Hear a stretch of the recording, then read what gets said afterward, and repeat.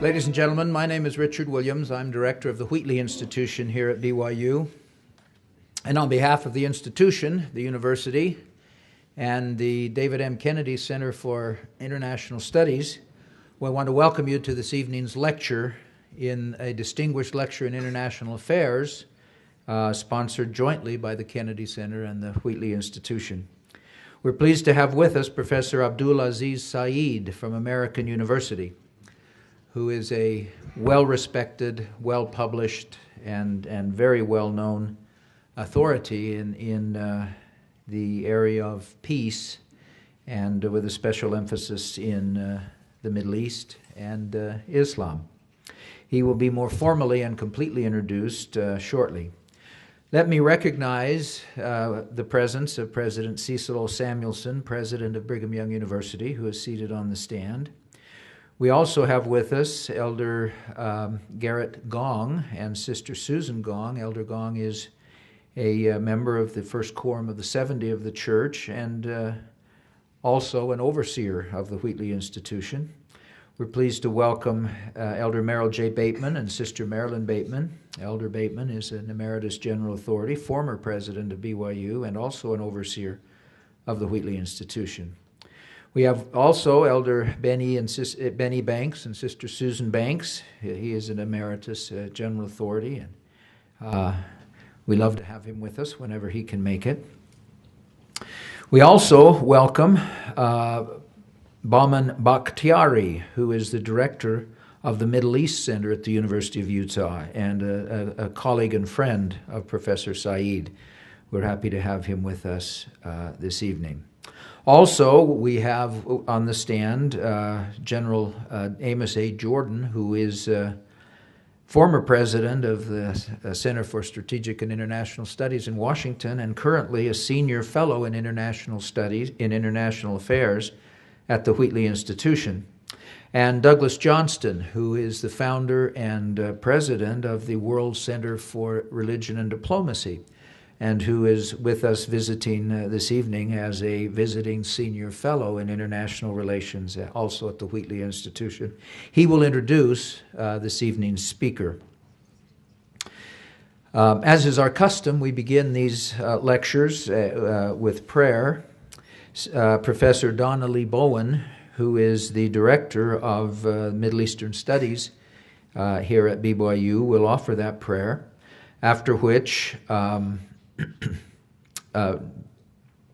Dr. Johnson, Doug Johnson, will introduce this evening's speaker. Following Professor Said's address, we will hear from Doug Johnston with some commentary and response, after which we'll open it up to questions. Because this event is being recorded, we ask you to please disable any electronic device capable of making noise. And the questions will be asked from this microphone at this side of the room. We invite students especially to have the first shot at these questions. And we will go till we've exhausted our time together this evening. We would invite you to move to the center. I don't know that there is a center on this side of the hall, but I can see that some seats would be available more readily if you could sort of move maybe to the center of the room a bit and leave those vacant seats for those who may yet come. Again, we thank you for your presence this evening.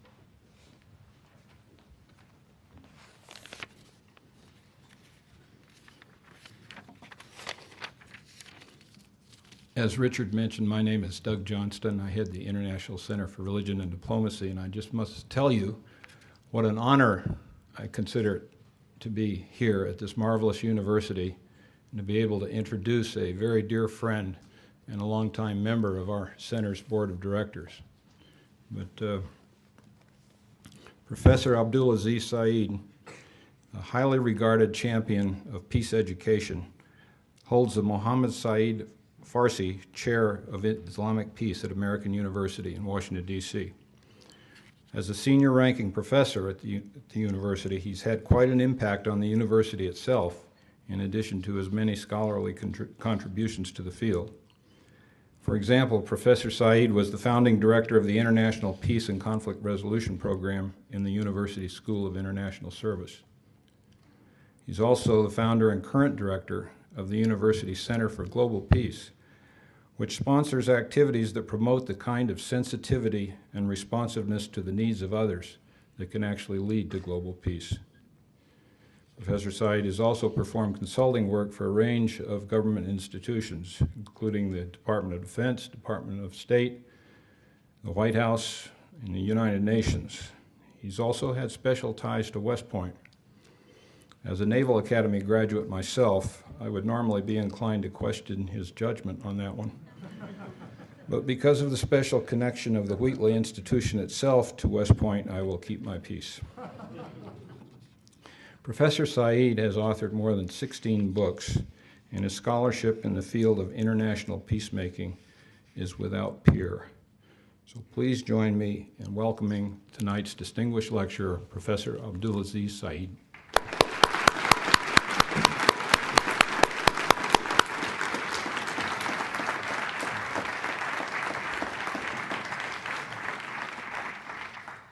Thank you, thank you, thank you.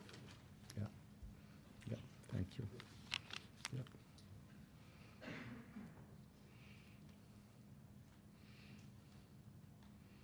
Magnificent people. Yeah. And Professor Emily Reynolds, thank you for taking great care of me. And also Professor Richard Williams, thank you. Yes. Let me begin with a prayer. Turning the tide from violence to peace begins with prayer. In prayer, we can nurture our light in the spirit of strength and compassion, with the hope that it will illuminate the consciousness of darkened souls whose suffering has made a home to terror. We pray that our light be used to warm and give comfort to those places in the heart that have surrendered to hatred and despair, and bring clarity and peace to their hearts. We pray for human dignity to rise from the spirit by remembering all of the men, women, and children who have lived and continue to live with fear and horror as present and constant companions. We pray for the military and civilian men, women, and children who themselves are struggling with the fear and ugliness of man's inhumanity to man. Let us connect our hearts and energies with the world and its being, so that those poor souls who are caught up in the storm of violence may know peace.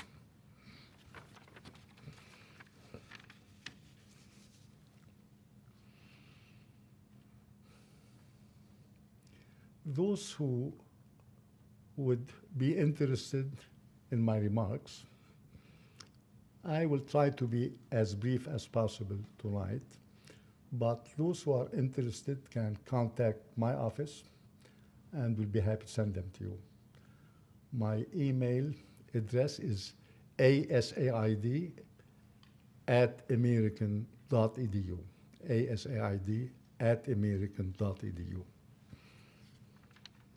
Let me begin with few small remarks and begin with the question, where are we now in the relationship between the West and Muslims, between the West and Islam? Yeah. Where are we now?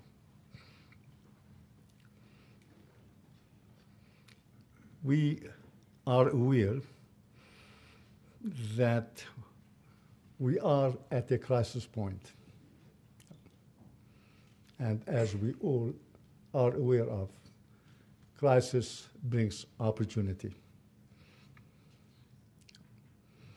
Where we are now, in terms of our relationship,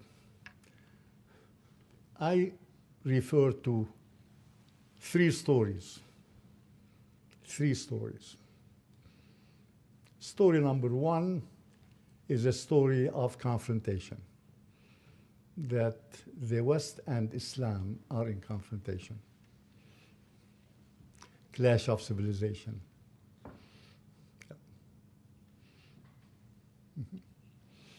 That Muslims and Islam cannot reconcile with democracy, modernization, or development. That's a dominant story. Dominant not only on a public level, but also a story that has currency among scholars.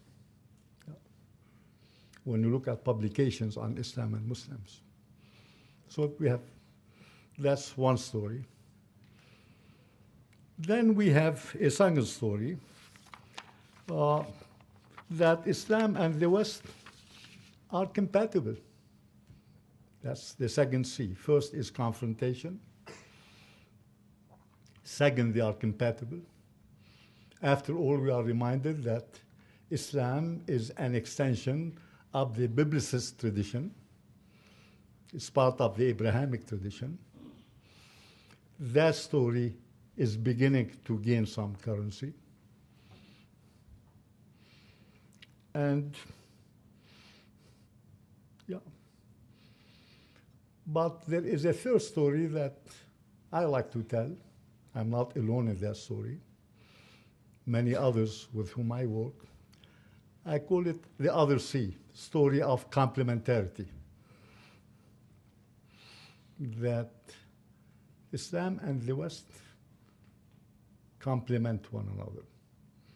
My perspective is that throughout much of history, nations have met as rivals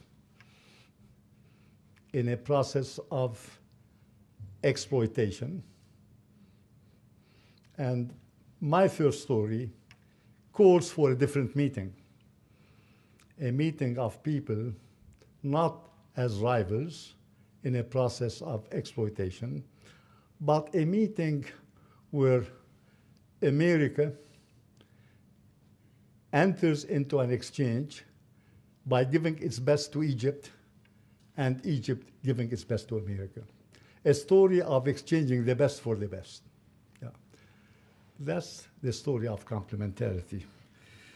Yeah. So my next question becomes, how do we prepare for peace? Yeah. Yeah.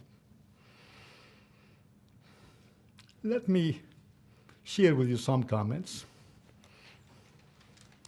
To re-engage in ways that make partnership for a better world possible, Westerners and Muslims must first ask themselves if they are willing to make new choices. That's when we ask the question, are we willing to make new choices? Yeah. The United States has the power at this time to select between two paths, two different approaches, two different paths, P-A-T-H-S. America selecting the path of the brave, or America selecting the path of the strong. Yeah. When I speak of choices, these are choices that we have to make. When I speak about the path of the strong, America is strong, this is a familiar one because its actions are motivated by fear. America the strong will continue to pursue a hegemonic foreign policy strategy predicated on ensuring its own security in ways that other nations regard as threatening and contrary to their interest. That's America the strong. Yeah. That's the path that has been pursued by all great nations, primary nations, superpowers. In my office, I have a map that was made by Idrisi in the 12th century for King Roger II of Sicily. It's the first map of planet Earth. And when guests look at the map, they keep looking at it. South is north and north is south. Idrisi wanted to put Mecca in the center of the universe. So nations do that historically, to put themselves at the center of the universe. On the other hand, the path of America the Brave relies on the courage to make short-term concessions as well as bilateral and multilateral compromises. This path is one of leadership instead of control, leadership instead of control. In choosing this path, the U.S. response to mounting disorder will be a concomitant advancing of more humane and global community. I mention this because I firmly believe that what is good for the world is good for America. I believe that. I'm trying to paraphrase, what's good for General Motors is good for America. But what is good for the world is good for America, because we are the biggest shareholder. Yeah. U.S. policy in the Middle East is a significant source of Islamic-Western acrimony. When I travel around Middle East, Islamic countries, during my presentations, students will argue with me about American imperialism, colonialism, etc. At the end of the evening, when we get together, they say, tell us. And they are fascinated by our values, our culture, our civilization. What I have learned in my travels, what inspires the world about us is not what we have done internationally or what we are doing internationally. It's what we have done domestically. Yeah, that's what inspires them about us. That's the beauty of this nation. Supporting change in the Muslim Middle East requires appreciating the positive potential of religious activism. Yes. Yeah. Acknowledging positive roles for religion does not mean turning a blind eye to the fact that religions have also been used to justify slavery, imperialism, and opposition to workers' rights and women's suffrage. What is necessary, however, is a balanced view that does not regard progress as the child of secularity alone, and that acknowledges that the role of new religious thinking in participatory governance, public accountability, human rights, and justice. Yeah. We have to acknowledge the role that religion plays. I know my distinguished colleague Douglas has been working on that, and that's part of his mission. Like Americans, Muslims have choices to make too. They have the opportunity to choose between defensive, collectivistic outlook that underscores alienation between Muslims and members of other cultural and religious communities, and a more broadly inclusive framework that seeks to make traditional Islamic prescriptions for social justice, human dignity, and cultural pluralism more broadly relevant to the contemporary world.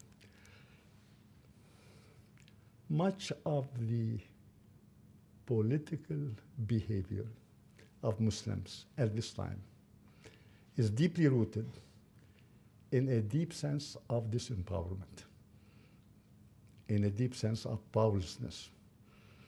When Muslims were powerful, as they were in Andalusia and other pieces of their history, They were open.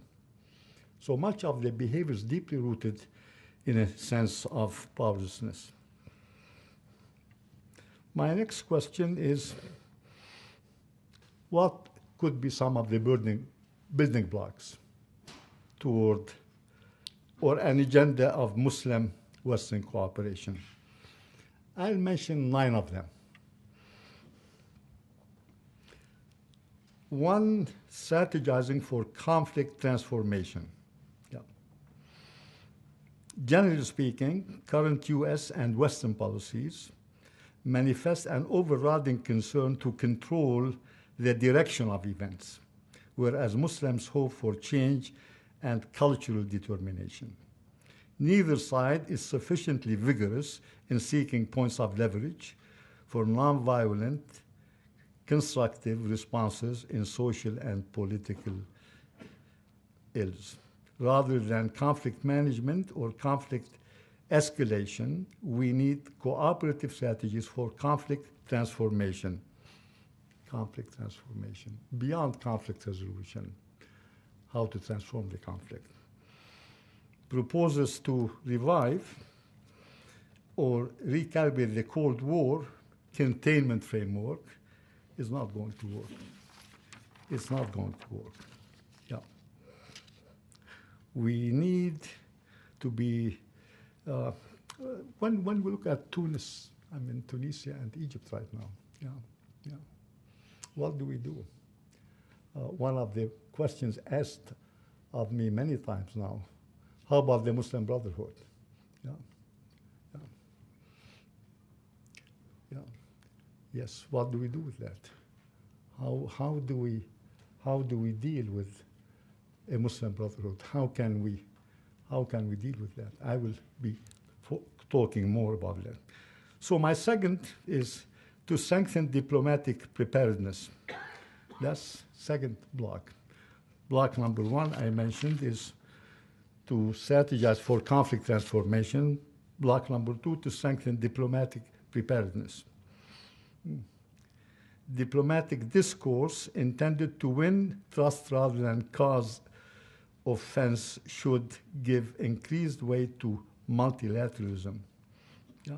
More multilateralism. That's how we strengthen diplomatic preparedness. Number 3, very important for those of us working with peace. Number 3, insist on negotiated solutions. Negotiated solutions, as we are trying to do now in Egypt. Insist on negotiated solutions. Though governments may not wish to trumpet a willingness to engage with non-state groups, we have to deal with them. We have to deal with them. Yeah. We have to engage with Islamic movements and give enhanced credibility to Western demonstration of respect for Islamic symbolism. We have to do that. Mm-hmm. Western policy toward the Middle East should not target Islamic revivalism, rather than seek to manipulate intra-religious rivalries between the Persians and Arabs, Shia Islam and Sunni Islam.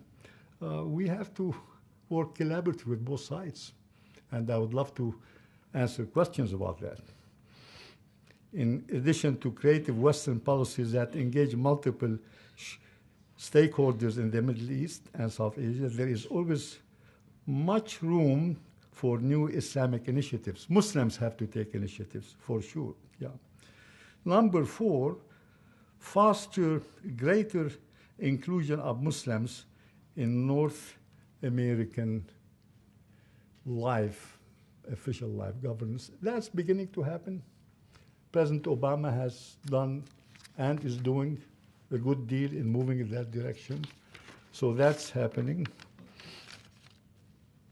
What is compromising that is what we see, the movement against building mosques in the United States and other places. So we have to. 5, support change from within in the Islamic world. Yeah, yeah. Support change from within. We are trying to deal with that now in Egypt by contributing to the radicalization of young Muslims. Muslim men, the war on terror has done more to destabilize Muslim countries than to cultivate a basis for sustainable peace. Despite this trend, fostering incremental change from within in Muslim lands is among the most vital tasks for Western Islamic partnership. Yeah. That's doable. That's doable. That's very doable. And the United States and other Western countries can best support positive internal development by promoting political participation within structures, i.e., I'm asked about the Muslim Brotherhood. Yes, let them participate. Yes, the Islamicists in Tunisia, let them participate. And Islamists in other countries, Muslim countries, let them participate. 6, use public diplomacy to listen as well as to speak. Yeah. I have had that experience. After 9/11, a group of us was invited by the then Undersecretary of State for Public Diplomacy. We attended the meeting. A number of Muslim, Arab, and Pakistani, Iranian, predominantly scholars. Yeah. We attended the meeting. What we discovered at that meeting, and we were asked to also participate in a video under the direction of State Department, Public Diplomacy. We went to the video to participate, and 90%, 95% of what we were saying was magnificent, very well received. It was being taped. Last 5%, critical. We started to talk about what Muslims, Arabs, and Persians are encountering in the United States. Everything was canceled. Everything was canceled. So what public diplomats are doing, co-opting Muslims, Arabs, and Persians who agree with the administration. So when I say we have to listen as well as the other. Foster, number 7, advance intercultural and interreligious dialogue. That is very important. Yeah, yeah, yeah. It's happening. It's happening, but what we need to do more with interreligious dialogue, interfaith dialogue, we need to focus on issues, meaning Muslims, Christians, Jews, and others getting together, talking about what does my faith bring to the table to deal with the issue of poverty? What does my faith bring to the table to deal with the issue of the environment? What does my faith bring to the table to deal with the issue of violence? And learn from one another. That's very important to happen. Number 8, support religious peacemaking. Even when many of the motivations behind religious conflict are not particularly spiritual in nature, religiously based peacemaking activity can help counteract misdirected forms. And number 9, to establish religious endowments for peace. And what I want to propose here, we have a United States Institute of Peace that was established by the Congress of the United States. It's in Washington, D.C., very successful structure. They have a new building that they are moving to this week. The United States Institute of Peace promotes, and it was the alternative. Initially, as many of you know, there was a movement to establish well, we have Department of State, Department of Defense. The notion was to establish a Department of Peace, but the compromise ended by establishing a United States Institute of Peace. It does great work. What I'm promoting to establish an interfaith Institute of Peace. And for that interfaith Institute of Peace to multiply, to have interfaith institutes of peace. This would be non-governmental. And it could be different institutes could be located in different places. Some of them, one could be in the United States or two. To begin with, one maybe in South America, one in Europe, one in the Middle East, one in Asia, one in Africa. These would be interfaith institutes of peace to advance and promote what we can learn from one another, what are best practices in different religions when it comes to peace. Now, in my conclusion, I ask a question: why should we give life to the new story?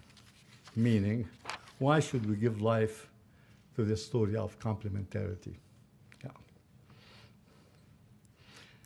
My dearly beloved friends, Islam and the West, we are truly between stories. Yeah.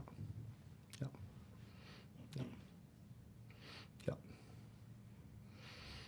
To work with the new story, we have to work together. We are stuck together. Yeah. We are here to live together. Yeah. And I will conclude with Muhyiddin ibn Arabi, a 12th, 13th century Muslim mystic, scholar, philosopher. In the 12th century, he said to us, "My heart has become capable of every form. It is a pasture for gazelles. It is a convent for Christian monks.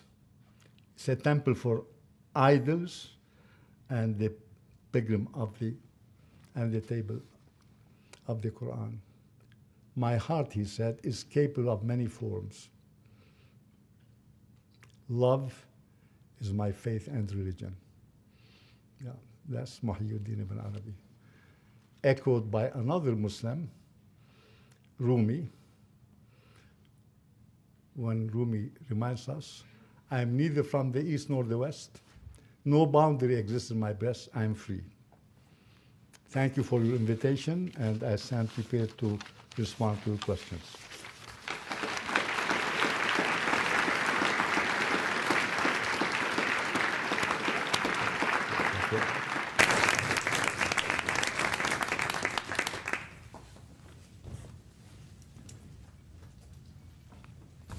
Thank you, Professor Said, for a very rich presentation.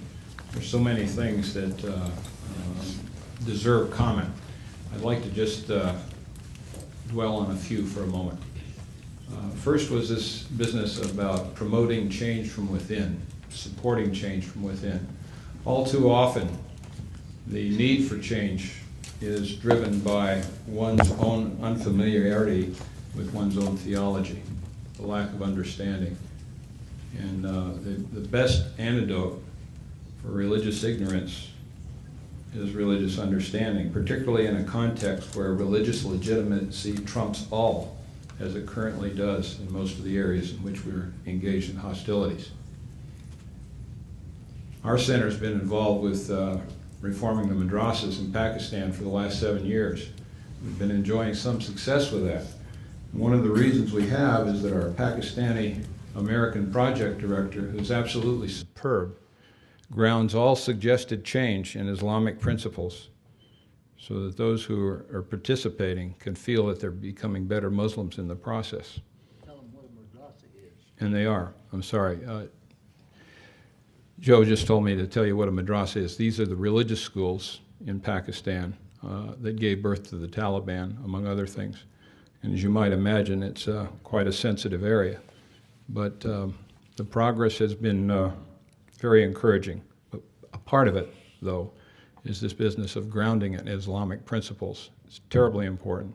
Nobody over there will accept a Western model, so you go to their model, basically. Another thing I'd like to comment on is public diplomacy. You know, public diplomacy should be more about listening than selling. And I think in the wake of 9/11, the Undersecretary of State for Public Diplomacy and Public Affairs spent most of her time trying to sell America at a time when there wasn't a very receptive ear for that. And at the tail end of the George W. Bush administration, a fellow by the name of Jim Glassman took over, relieved her. He was only in office for 6 months, but he got it. He went about listening and setting the stage where people could come together and the strength of the ideas sold themselves. We didn't have to do any selling. So it's a nuance that escapes, I think, the observations of most people, but it shouldn't. It's very important. Another is Professor Said made mention of interreligious dialogue as something that was very needed. I'm here to suggest to you that interreligious dialogue, as it's normally practiced, and the concept of religious tolerance, I think, are two concepts that are actually overrated. Interreligious dialogue, if it is a mere coming together and an exchange of sterile views about respective belief systems, and then everybody tools off into the sunset and nothing changes, I don't think that's very useful. What is useful is if you bring people together to engage in that dialogue, but they also come with a commitment to meet on an ongoing basis and that they have an action agenda to pursue. Because what women know from birth and men occasionally figure out is that all things are relational. And once you're around the table dealing with these problems on a monthly basis, you develop relationship. And from relationship flows trust. And once you have trust, all things become possible. And as far as religious tolerance goes, you just think about what tolerance means. It means I'm willing to put up with you. What counts is respect. I'll give you a case of this. It wasn't intended, but it worked out that way. I was in a room in a madrasa that had been identified with terrorism outside of Karachi. And the room was filled with rage over U.S. foreign policy in general, and it was the peak of the crisis between Hezbollah and Israel at that time. So we tried to explain, give a balanced view of U.S. involvement overseas, but then segued into saying that this is not why we're here today. We're here today to see if we can talk about religious values that we share in common and what good things can come out of that. And then I recited from memory several verses from the Quran that made the point, if you will, that from their own scriptures we appreciated the values that those represented. And as our project director said later, everywhere we did this, there was an audible sigh of relief. The rage dissipated because it was just that single projection of respect by caring enough to try to understand what's important to them, the values they hold dear, and then things open up. They really do. Finally, just on the closing comment about how Islam and the West are stuck with one another. That's very true. If you think about it, everybody in the world is stuck with one another. And the opportunities for going it alone and addressing any major international issue of any consequence are fast disappearing. And we're absolutely going to have to work together. 3 weeks ago, our center sponsored an event in Amman, Jordan, where 10 evangelical pastors from America met with 10 leaders of the Muslim Brotherhood in a faith-based reconciliation seminar. And I'm here to tell you that both sides learned a lot from one another. And this is the kind of thing we need for the future, engagement. The whole idea of refusing to engage with some rogue regime because doing so will somehow give them added credibility, that's nonsense. We should feel secure enough in our own right to engage with anyone. And that's why we need, more than ever, to listen to the wise words of folks like Professor Said.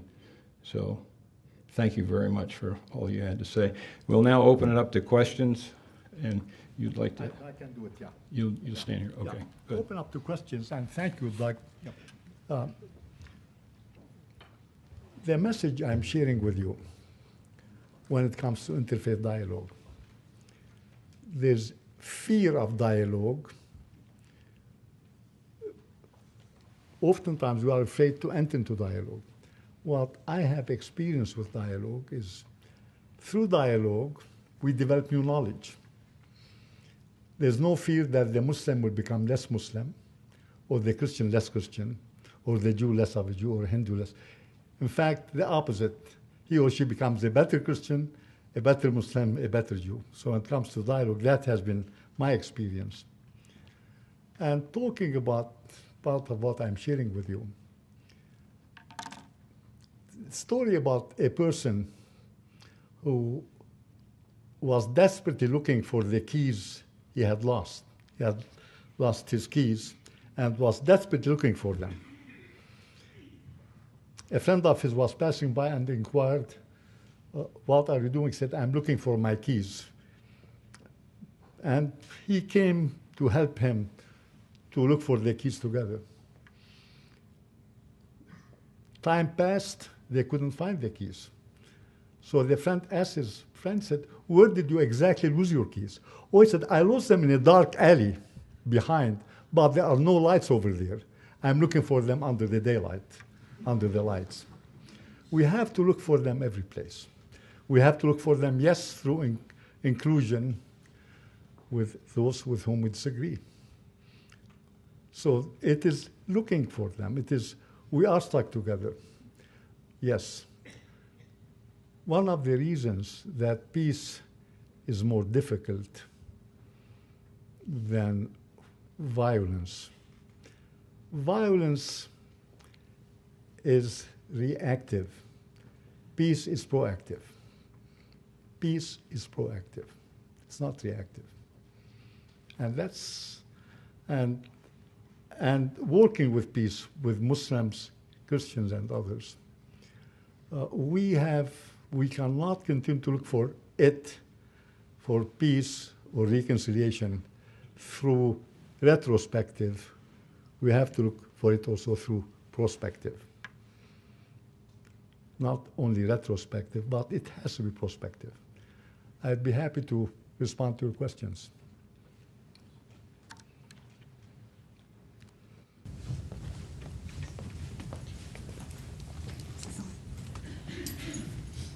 Hello, my name is Mina, and I'm studying human development here. I believe that's normally the way we go about introducing ourselves at these. And I wanted to inquire, my understanding is, based on your name, that you are both Muslim and a descendant of Muhammad. And I wanted to ask if you felt that that was part of your motivation for your studies and your mission that you've accepted in your life. Part of my motivation for the work I'm involved in,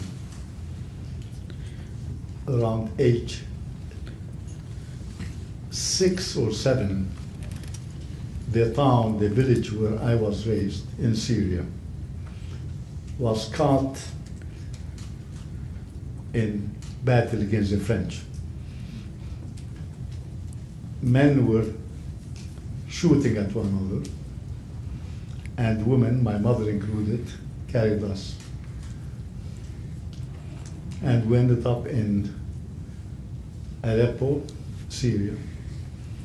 And my brother, Riyadh, was killed around age 3. Not deliberately, it was a military truck that ran him over. It was my task to carry him to my mother, and his blood went inside my mouth. And then my motivation continues.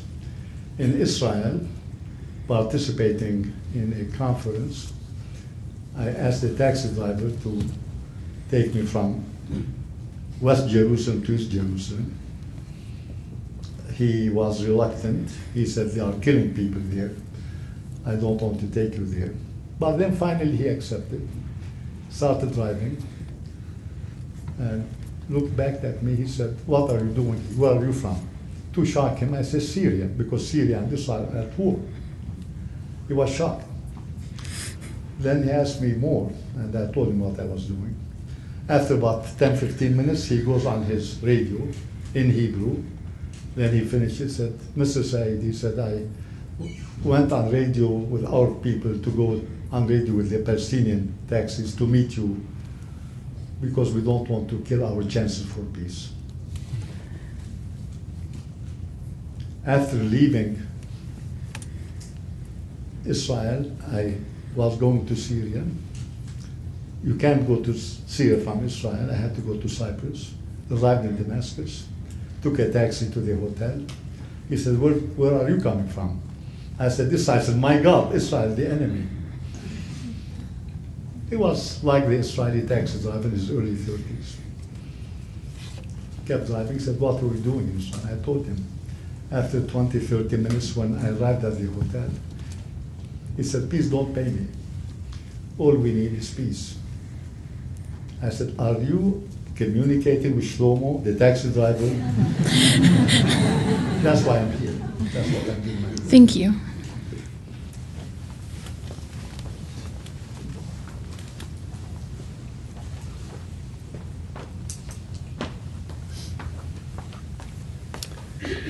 Hi, my name is Jarrett Lever. I'm studying linguistics and Portuguese here at BYU. I'm also studying Hebrew, and I'm in Hebrew 101. My question for you, Professor Said, is what is, in your opinion, what is the role of Israel in developing peace in the Middle East and the West? When you say what's the role? What is the role of Israel? The state of... I mean, Israel, like any other state, has people working for peace, people defending the status quo. There are many Israelis that I work with who are very much involved in peacemaking efforts. There are other Israelis who represent a position of whatever government is at that time. So when you are asking me what is the role, if you can be more specific, I'd be happy. I guess probably more specific as Israel is the only democratic nation in the Middle East. In the Middle East at this time, we have Turkey that is democratic, and the Turkish administration that is democratic has come out from a Muslim party, certainly. We have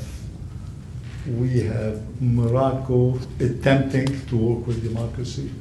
The proposition that Israel is the only democracy, which is constantly repeated, tell it to the Palestinians living in Israel. They will tell you, wait a little, we don't enjoy the same rights and privileges of Israelis who are Jews. So that becomes questionable.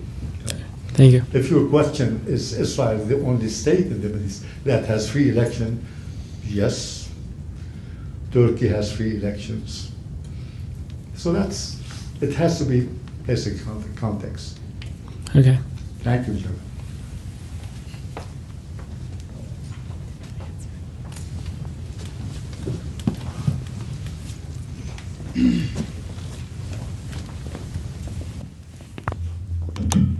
Hello, my name is Idris Sanjay. I strongly believe that what is really stopping peace is a lack of trust between people. So listening to you, I think maybe I may be wrong, but what you're saying is that interfaith discussion and religion is the solution to bring trust between people. You are very correct in talking about trust. We in our business talk about the sense of the other, the notion of the other. Building trust is extremely important, it's foundational. What I have been learning in my work in zones of conflict, whether it is Israel, South Africa, Middle East, other places, I've learned to address my friends that I work with when I'm with Turks and Armenians. I've learned to begin to say Turks and other Armenians. And I've started to learn to say Greeks and other Turks. And I've started to learn to say Jews and other Arabs. The immediate reaction, sometimes shocked, but I said, yes, you scratch a Jew and you find an Arab. You scratch a Turk and you find an Armenian. But I'm trying to say, they are caught in that tragedy, that agony of the other. We try to look at the similarities of Shlomo and Mustafa, Damascus and Tel Aviv. Yes, trust is very important. This notion of mirror images of projecting on others. A good deal has been done in that area. Yes. So I guess what I'm really looking for is, will you say that religion will bring a response to this problem instead of governments? Like political leaders, all these guys who were saying, let's separate church from I don't know if from state. I don't know if I hear what you are saying. Okay. I mean, the challenge for us in the United States now more than ever before is to understand and appreciate, going back to what Doug Johnson was speaking earlier, the role that religion plays in dealing with diplomats.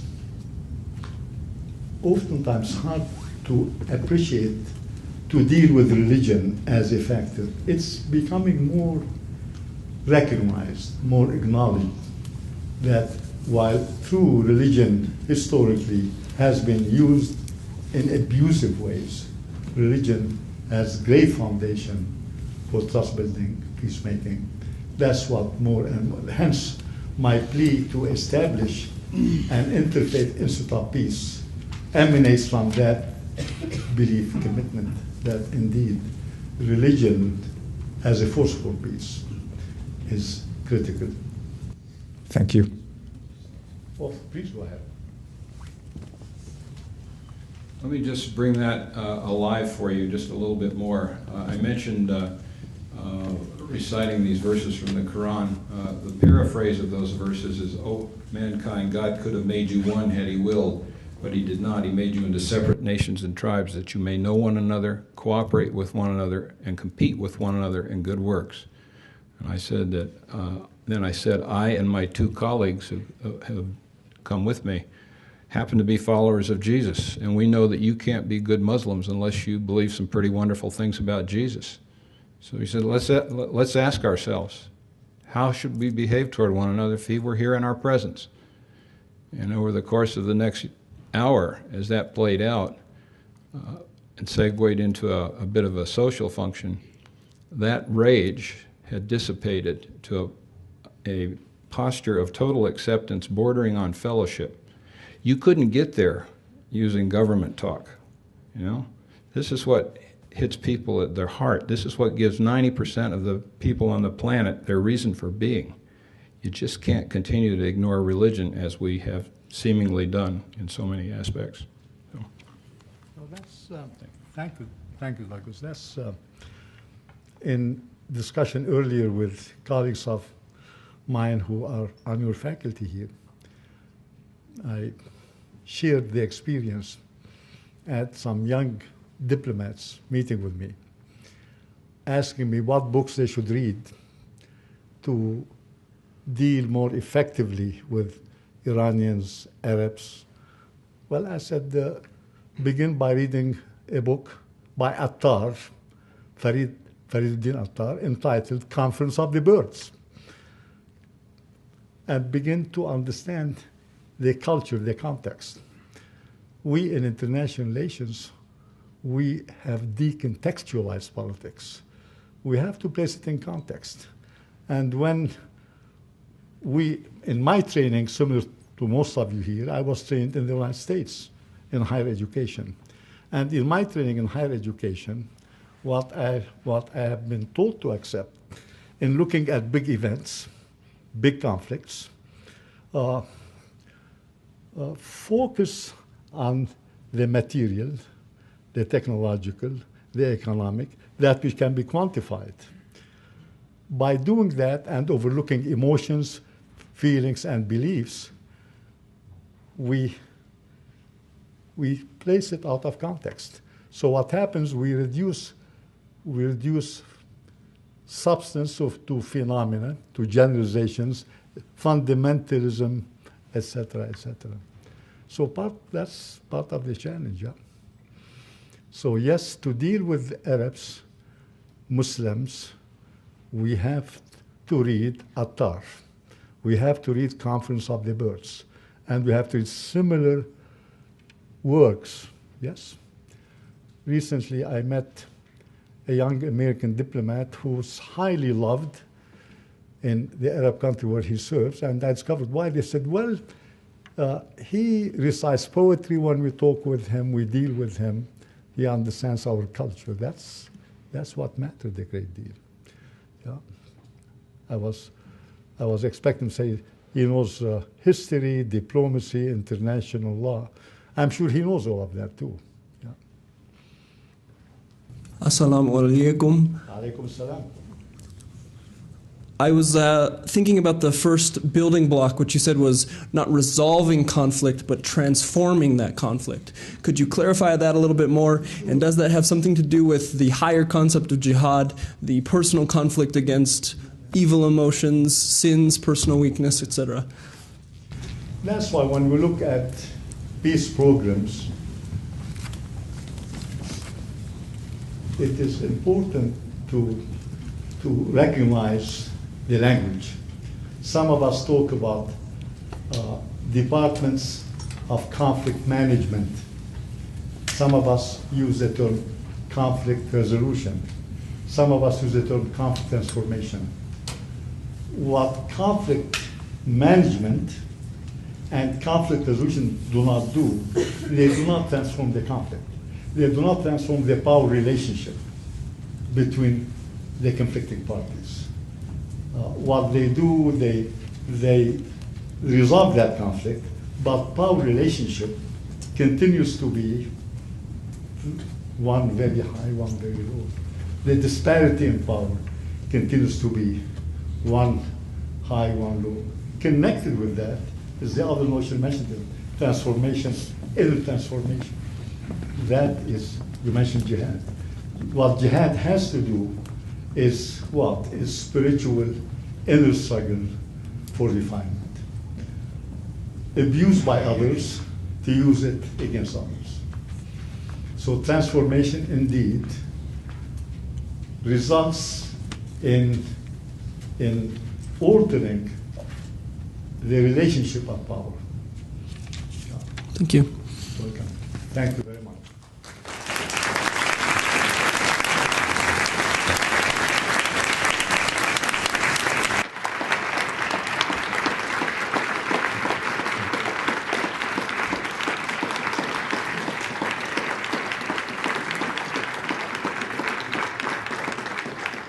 Professor Said, thank you very much for your visit, for your words, for your wisdom. Ladies and gentlemen, thank you for your attendance, and we hope to see you again at the next event. Thank you.